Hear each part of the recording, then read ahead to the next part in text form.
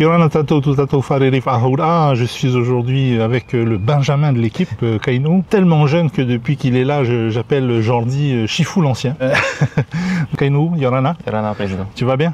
Ça va bien, ça va bien. Alors raconte-nous un peu, dis-nous qui est Kainou Temaouli, 29 ans, c'est ça? 29 ans, c'est ça. Mais avant ça, déjà toute une vie bien remplie et finalement quelqu'un qui est déjà issu des milieux qu'aujourd'hui tu portes au travers de tes portefeuilles. Oui, c'est tout à fait ça, président. Tout a commencé à la base pour moi. Alors je suis né et j'ai grandi dans le mouvement associatif, en particulier sportif, avec deux parents qui étaient d'anciens grands sportifs, mais qui étaient aussi très engagés au niveau de la jeunesse. En particulier mon papa, qui a donné toute son énergie, une grande partie de sa vie en tout cas, pour pouvoir entraîner ces jeunes rameurs. C'est comme ça en fait que moi j'ai tout de suite su que c'est ce que je voulais faire.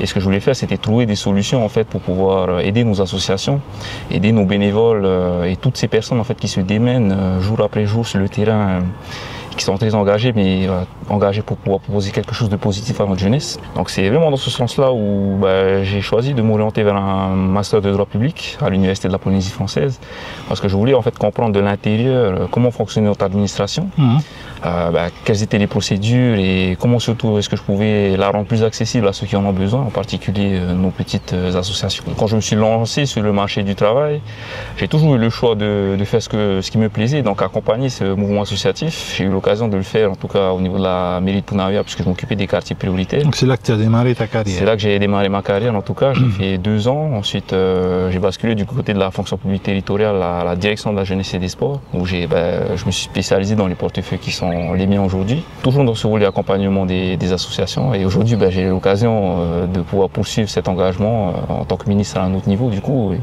Pour ça, je tiens vraiment à te remercier sincèrement de m'avoir donné ma chance et de me faire confiance. Alors pour moi, je suis toujours... comment dire, il ne s'agit pas de faire du jeunisme, mais il s'agit surtout d'envoyer le message que la valeur n'attend pas le nombre des années, et que quand on est jeune et qu'on est prêt, eh bien, on est capable d'assumer toutes les fonctions. En termes d'engagement de cette jeunesse, quel message toi tu aimerais donner à nos jeunes? Quelles sont pour toi les meilleures façons de s'engager quand on est jeune pour le bien de la communauté, pour s'épanouir et pour essayer de faire en sorte qu'un maximum de jeunes s'épanouissent? Oui. Alors on a plusieurs formes d'engagement. Moi, celle qui me vient le plus à l'esprit, comme j'ai dit, ça permet de rebondir sur ce que je viens de dire, c'est vraiment dans les associations. On l'a vu déjà avec les Jeux Olympiques, on a révélé une jeunesse qui est très engagée, très passionnée et fière de représenter le Fénois. On aimerait pouvoir poursuivre sur cette lancée-là avec les Jeux du Pacifique qui se profilent. Alors le sport, c'est pas seulement c'est pas le seul lieu où nos jeunes peuvent s'engager. On a toute une série d'associations environnementales, culturelles. Le tout est de choisir en fait un projet qui plaît à la personne qui veut s'engager et de le faire avec passion. Après, il y a vraiment un volet que moi j'aimerais développer à mon niveau, puisqu'on demande souvent à nos jeunes de s'engager, mais il faut qu'on puisse nous, de notre côté, proposer quelque chose pour qu'ils puissent s'y retrouver aussi au travers de cet engagement-là. Que chaque acte d'engagement, comme on dit, puisse être bénéfique pour leur apprentissage, qu'ils pourront éventuellement l'utiliser dans la vie professionnelle plus tard. Si je prends par exemple les Jeux du Pacifique, on est en train de travailler sur toute sur un volet de formation en fait, parce qu'on a besoin de beaucoup de bénévoles, mais on veut surtout pouvoir les accompagner, les former pour qu'ils permettent une montée en compétences. Alors on aura bien sûr comment gérer un groupe, comment animer un groupe, gérer des situations de stress, l'anglais aussi qui va être important pour les Jeux du Pacifique puisqu'on aura beaucoup de communautés anglophones. C'est vraiment ça qu'on veut utiliser pour pouvoir apprendre de nouvelles choses à nos jeunes. Il faut qu'ils puissent s'y retrouver. Ça on le voit puisque ton prédécesseur Nahima, qu'on salue, avait également mis l'accent sur ça autour des JO. Et on voit aujourd'hui beaucoup des bénévoles qui ont œuvré pour les épreuves de surf des JO, qu'on retrouve aujourd'hui dans d'autres fonctions plus professionnelles dans les Jeux du Pacifique. Faire un petit point sur les Jeux du Pacifique parce que c'est quand même le grand rendez-vous de 2027. On a tout le Pacifique qui va converger vers le Fénois, des sportifs, des accompagnateurs, mais aussi des officiels, puisqu'on attend certainement des ministres, des chefs d'État qui vont venir supporter leurs équipes, même si on sait que c'est nous qui allons gagner. Mais où est-ce qu'on en est de ces Jeux du Pacifique? Est-ce qu'on est, on va dire, toujours on est OK en termes de planning? Est-ce qu'on est optimiste? Est-ce qu'il y a des points d'attention? Parce que c'est quand même des gros chantiers, même si on a réduit le budget, on l'a ramené à quelque chose de raisonnable. Il y a tout de même des gros chantiers en termes de mise à niveau de certains équipements existants. Il y a de nouveaux équipements également qui sont prévus. Donc est-ce que tu peux nous faire un rapide topo sur les Jeux du Pacifique? Oui, avec plaisir en tout cas. Alors c'est sûr que le calendrier paraît toujours très contraint puisqu'on est à moins de 2 ans maintenant de l'échéance. À l'heure actuelle, on est toujours dans les délais. On a un gros volet de rénovation des infrastructures qui est le volet le plus important dans cette préparation des Jeux du Pacifique. On va rénover plutôt des infrastructures. C'est la philosophie qu'on a voulu poursuivre. Je voulais juste aussi faire un point pour bien qu'on puisse distinguer la préparation de ces Jeux du Pacifique. Qui fait quoi? Alors c'est vrai que tu évoquais les infrastructures et l'hébergement. Ça c'est plutôt c'est le rôle du gouvernement de proposer les hébergements et les infrastructures sportives.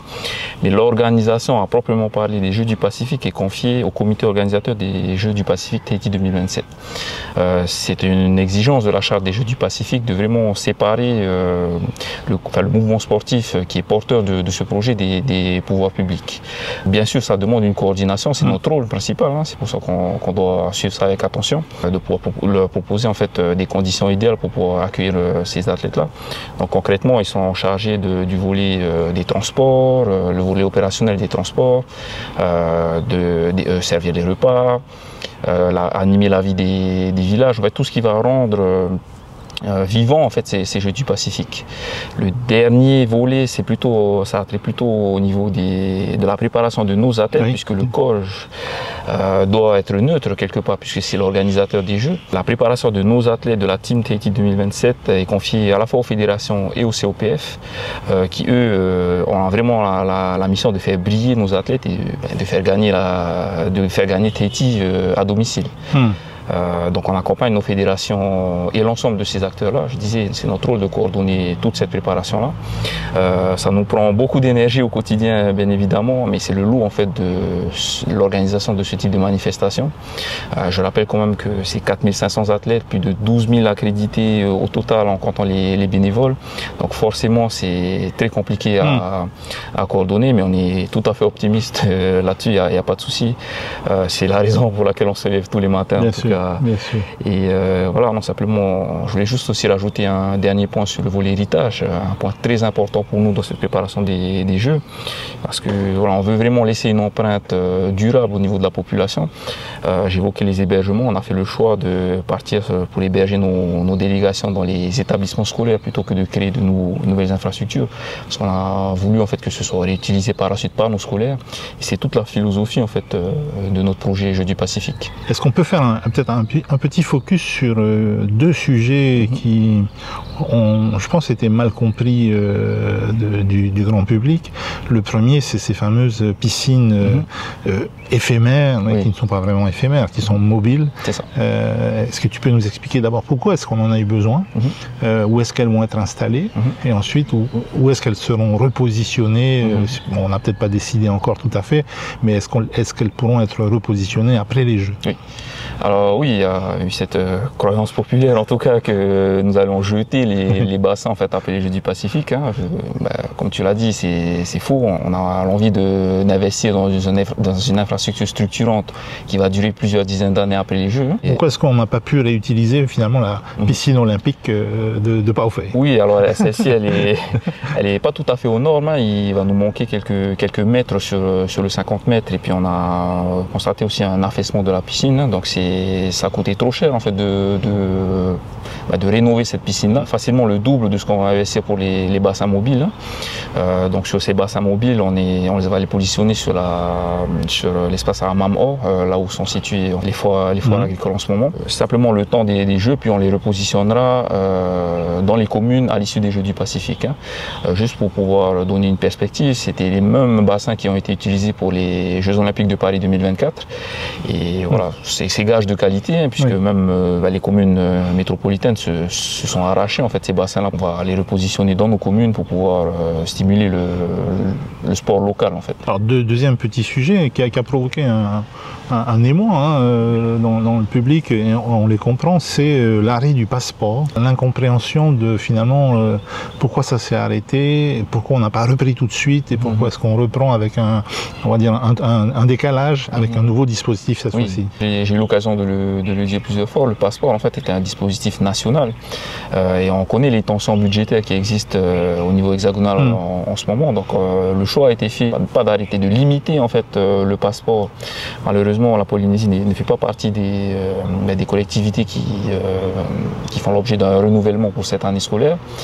On a été prévenu assez tardivement aussi, ça explique ce décalage dans le temps qu'on va avoir, puisqu'on va redéployer un dispositif, le Maori Pass, que tu connais très bien, pour la rentrée scolaire de janvier 2026. Donc on a tout de suite voulu enchaîner en proposant notre propre dispositif parce qu'on a compris en fait le besoin qu'il y avait en termes d'accessibilité à la pratique sportive régulière. On a beaucoup de familles qui nous ont sollicité, beaucoup de clubs aussi qui ne comprenaient pas en fait pourquoi est-ce que le dispositif n'était pas renouvelé. Ça permettait quand même à pas mal de nos jeunes de pouvoir pratiquer un sport de manière régulière dans nos associations, donc c'était gagnant-gagnant pour tout le monde.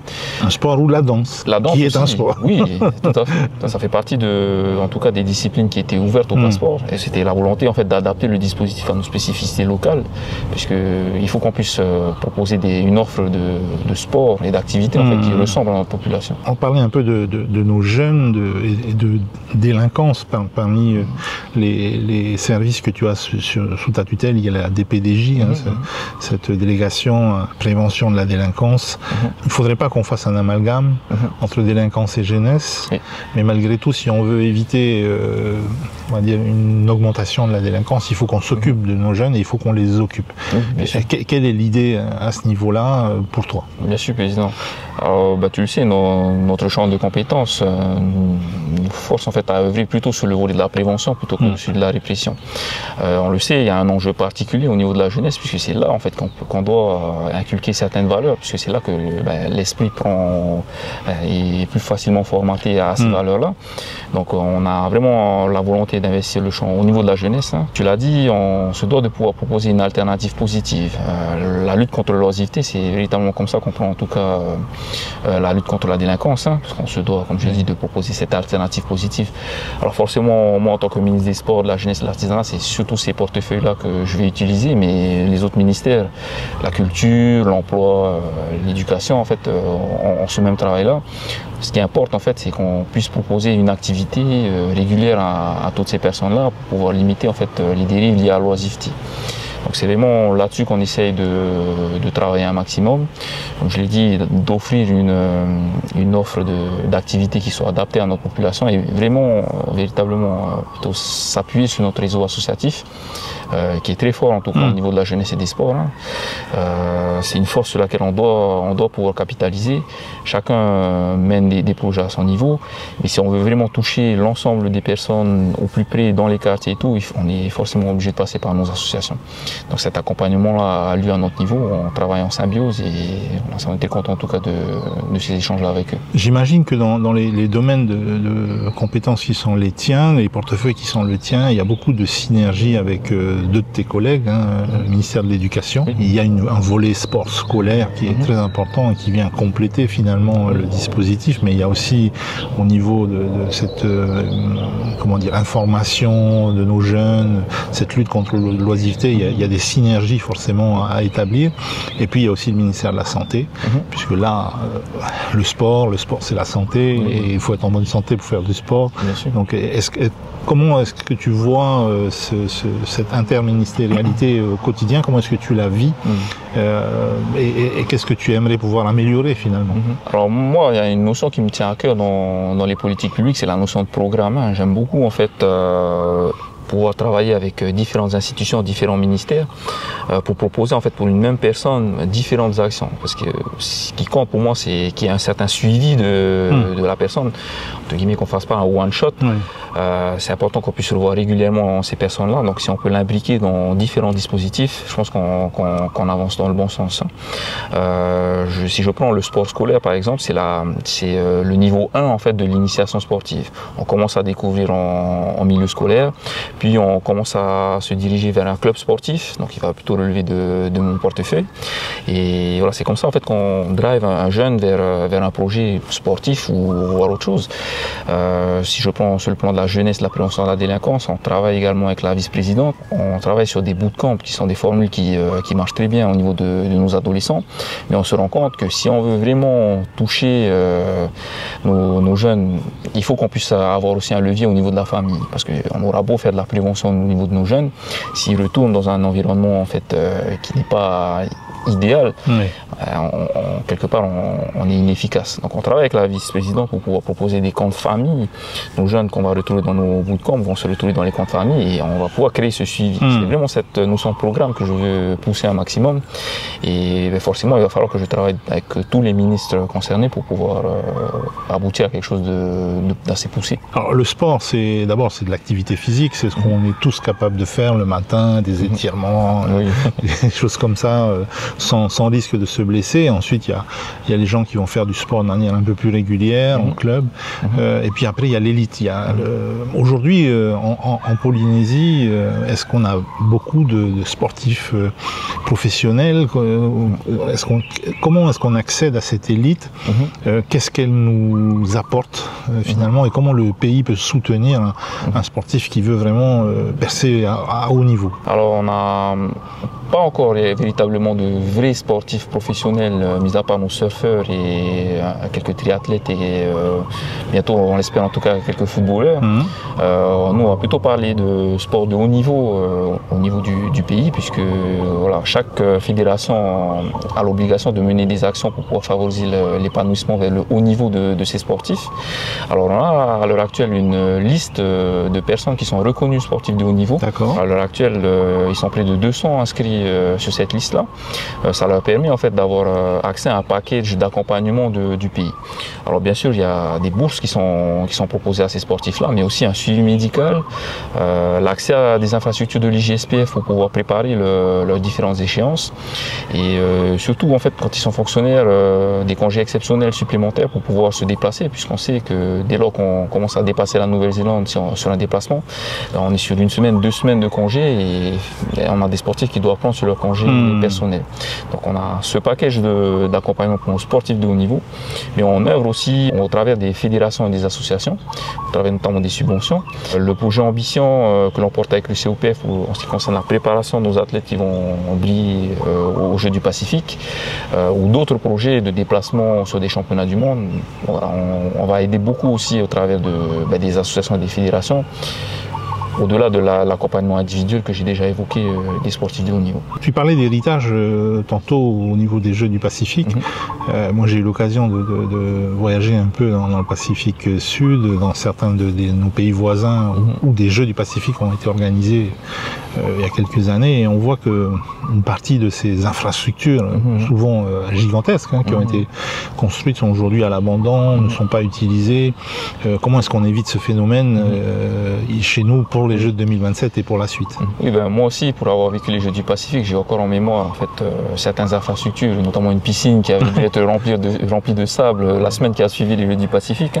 On veut vraiment éviter ce type de situation-là. C'est pour ça qu'on a surtout voulu partir sur la rénovation du bâti qui est déjà existant, des infrastructures qui sont déjà en activité, où on sait qu'une rénovation ne va être que bénéfique en fait, pour nos sportifs et pour nos scolaires aussi qui utilisent régulièrement ces infrastructures-là. En fait, on est dans la stratégie de ne pas forcément créer de nouvelles structures juste pour créer des nouvelles structures pour pouvoir que ce soit tape à l'œil pour accueillir nos délégations. On a vraiment cette philosophie-là d'héritage. Le moindre franc que l'on va investir sera réutilisé par la suite post-Jeux du Pacifique. C'est la même chose au niveau des hébergements, au niveau du plan de formation que j'ai évoqué, au niveau de nos volontaires. C'est vraiment la philosophie qu'on a sur ces Jeux-là. Tu as aussi, toi, je pense, un prisme particulier sur un sujet qui nous concerne tous, c'est celui des addictions, notamment à l'ICE, mais aussi ça rejoint quelque part un phénomène qui peut être problématique dans le monde sportif, c'est celui du dopage. Oui. Comment est-ce qu'on envisage finalement de porter cette philosophie et de la mettre aussi au cœur de ces Jeux du Pacifique? Comment est-ce qu'on véhicule ces messages-là dans nos Jeux? Je dois dire déjà que on a, au travers de l'Assemblée de la Polynésie française, on s'est doté d'un nouveau cadre juridique pour pouvoir relancer en fait les contrôles antidopage.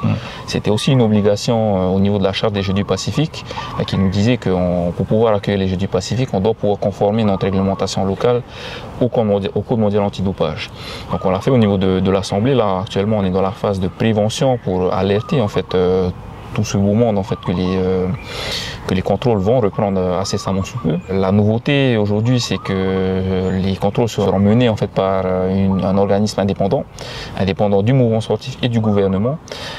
Cet organisme sera chargé aussi de prononcer les sanctions. Donc c'est vraiment dans une volonté de transparence et d'éviter en fait que certaines affaires soient couvertes. L'Agence mondiale antidopage a demandé à ce que les pays membres puissent aller vers ce dispositif-là. J'appelle à tes souvenirs sur les Jeux olympiques de 2014 sur Sochi, on a eu un scandale de dopage d'État en fait, qui avait secoué la planète sportive, et c'est par rapport à ça en fait qu'on a développé ce nouveau dispositif. Donc actuellement on est dans la phase de prévention, comme je l'ai dit. Les contrôles devraient reprendre avant la fin de l'année. La particularité, puisqu'on est sur un dispositif indépendant du gouvernement, c'est qu'on ne sait pas quelles manifestations seront contrôlées. Donc c'est pour ça qu'on se doit d'insister sur la prévention pour donner à nos sportifs toutes les clés en fait de ce nouveau dispositif pour que personne ne soit entre guillemets surpris. Après, ça s'inscrit bien sûr dans une volonté de pouvoir proposer un sport propre, puisqu'on veut gagner les Jeux du Pacifique, mais on veut surtout que ce soit fait de manière propre. Donc je rappelle à tous nos sportifs, les seuls produits dopants autorisés, c'est le taro, le poisson et le mitihari. Voilà. Les meilleurs produits. Les meilleurs produits.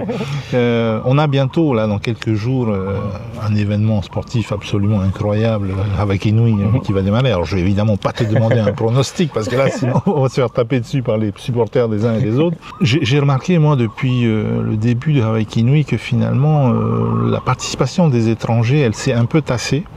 Alors, est-ce que c'est lié à la difficulté de l'épreuve? Parce que c'est quand même un truc surhumain, c'est juste absolument incroyable. Moi, j'ai eu l'occasion de discuter avec certains équipages dans le passé qui m'ont dit, ouais, on est venu cette année, mais l'année prochaine, on n'est pas sûr de revenir parce que on a failli, c'est trop dur, quoi. Ou est-ce que c'est finalement l'organisation, la logistique liée au fait de faire venir des étrangers? Quel est ton avis là-dessus? Je pense qu'il y a un peu de tout ça à prendre en compte dans ce constat-là. C'est sûr que déjà Hawaii Nui, c'est pas une course pour laquelle tu te déplaces au pied levé. Ça demande une préparation tout au long de l'année, mais surtout, comme tu l'as dit, le volet logistique est assez compliqué à appréhender pour les équipages étrangers, parce que c'est une chose de se rendre sur Tahiti, mais après il faut pouvoir se déplacer sur les Raromatei. Donc il y a ce volet-là aussi qu'il faut appréhender. On travaille beaucoup avec la fédération pour pouvoir proposer des packages à nos sportifs de l'étranger. On a quand même des sportifs étrangers, des rameurs étrangers qui se déplacent sur Hawaii Nui, mais qui privilégient d'intégrer certains clubs polynésiens.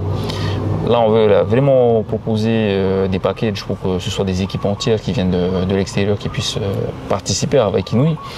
Président, il y a eu Molokai aussi récemment et on peut constater en fait qu'il y a énormément d'équipages étrangers qui se déplacent sur Hawaï et on veut vraiment proposer le même modèle sur Hawaii Nui. Donc il faut qu'on trouve la bonne formule pour qu'il y ait plus d'étrangers qui viennent, que la promotion puisse être vraiment internationale. C'est une course qui le mérite, quoi. C'est ça.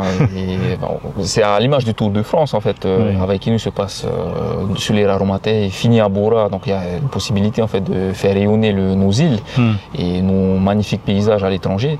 Il faut qu'on puisse capitaliser là-dessus. Donc on travaille vraiment activement avec la fédération pour proposer quelque chose de concret.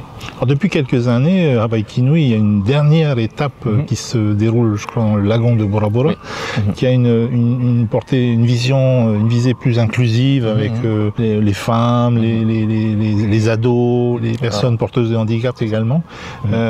Cette année, ça va être à nouveau le cas? À nouveau le cas pour cette année, sur la ARE, ce qu'on appelle la 4e étape de Hawaii Kinui. Il y a un record de participation qui a été enregistré par la COV au niveau de cette 4e étape pour cette année.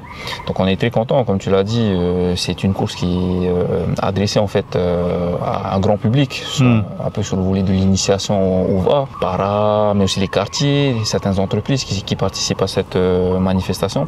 C'est une façon aussi pour la fédération de faire comprendre à certaines personnes tout l'engouement qu'il y a autour de Hawaii Kinui, puisque lorsqu'on envoie un jeune sur cette 4e étape qui voit Bora et surtout tout l'engouement qu'il y a autour de Hawaii Kinui, il commence à germer en fait dans son esprit la volonté de passer un palier, de s'entraîner dans un club et pourquoi pas un jour de faire la grande course. On a parlé de sport, on a parlé de jeunesse, il y a un autre portefeuille dont tu t'occupes et qui te passionne, c'est celui de l'artisanat. Beaucoup de choses à faire dans ce secteur-là. Une problématique un peu nouvelle depuis quelques années, c'est celle des ressources naturelles utilisées pour l'artisanat. Donc, quelle est ta vision, toi, pour ce secteur et quel est aujourd'hui l'état des échanges que vous avez pu avoir avec nos artisans? Je le répète, en tout cas, à chaque fois que j'en ai l'occasion, l'artisanat, c'est véritablement une force pour nous. C'est un vecteur, enfin un pilier en tout cas de notre identité et de notre culture. Et forcément, en tant que ministre de l'artisanat, c'est mon devoir de pouvoir le promouvoir un maximum. Il y a aussi ce volet développement économique. C'est le seul de mes portefeuilles en tout cas qui a cette portée-là. Donc forcément, moi j'y vois un intérêt particulier sur ce secteur-là. Alors tu l'as évoqué, il y a ce souci en fait d'accès aux matières premières. On a demandé au service de l'artisanat traditionnel de travailler sur certains projets pilotes structurants pour pouvoir pallier à cette difficulté-là. J'ai en tête par exemple la volonté de créer une centrale d'achat pour pouvoir concentrer un certain nombre de stocks de matières premières. Ça nous permet aussi de réguler le prix puisque dans certaines zones on constate que c'est compliqué en fait d'avoir accès à la matière première à un prix assez bas. C'est vraiment ce type de projet structurant qu'on mène au niveau du service. On a passé au niveau du Conseil des ministres la semaine dernière un projet de grossissement des nacres sur les Tuamotu. J'ai aussi en tête le projet de séchoir industriel de Pont-d'Anus. Voilà, c'est vraiment le projet pilote à Rimatara. Rimatara pour le Pont-d'Anus et à Ahe pour le grossissement des nacres. L'autre sujet important pour moi, aussi en tant que ministre de la Jeunesse, c'est qu'il faut qu'on puisse faire comprendre à notre jeunesse qu'il y a tout intérêt à investir le champ de l'artisanat traditionnel. On a constaté aussi certaines difficultés de nos jeunes à se projeter sur les métiers de l'artisanat, qui sont des métiers qui sont parfois vus comme étant difficiles, peu rémunérateurs parfois. Et pourtant, qui ont tout un potentiel qu'il faut qu'on puisse développer. Un intérêt en particulier sur les jeunes parce qu'ils vont apporter cette vision nouvelle de l'artisanat, des techniques de vente et de marketing aussi qu'il va falloir qu'on puisse s'inspirer, notamment avec les réseaux sociaux qu'on doit utiliser pour pouvoir promouvoir notre artisanat traditionnel à la fois sur le territoire mais aussi à l'extérieur. Et on espère vraiment pouvoir compter sur nos jeunes à l'avenir pour pouvoir faire développer notre artisanat traditionnel. Bien.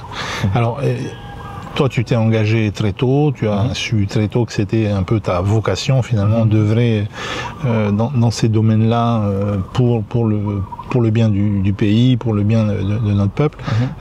Mais aujourd'hui, pour un jeune qui se cherche, qui envisage éventuellement de rentrer dans le milieu associatif, de s'engager, quel serait ton message?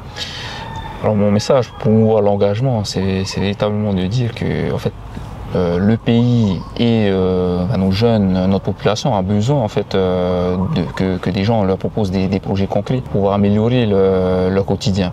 Je parle de ça parce qu'en fait il y a tellement un panel différent d'associations dans lequel on peut apporter chacun à notre niveau notre pierre à l'édifice, que ce soit au niveau de l'environnement puisqu'on a des enjeux en termes de préservation de notre environnement, au niveau de la culture, de la jeunesse et des sports. Le message que je veux faire passer, c'est qu'il faut trouver quelque chose qui nous plaît et à partir de là, toutes les possibilités sont ouvertes. Alors moi j'ai un challenge pour toi et une mission pour 2026.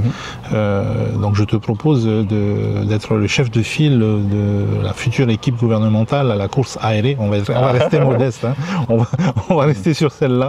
Donc ta mission pour 2026, c'est d'organiser cette team du gouvernement avec nos ministres pour la aérée 2026. Je prépare le programme d'entraînement. Ça va, j'ai toujours ma rame de barreur, donc c'est pas de souci.